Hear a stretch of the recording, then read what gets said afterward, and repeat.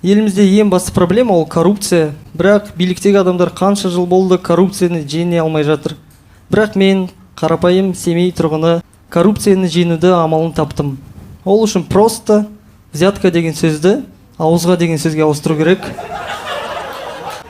Сол кезде біреу взятка алған кезде, анау взятка алады екен деп айтпайды. Естіңдер ма? Мектебіміздің директоры ауызға алады екен.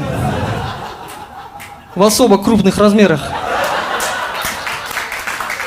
И жаңалықтарда кеше ғана бір шенеунік Нұрсұлтан қаласында өз кабинетінде ауызға алып жатқан жерінен салынып қалды.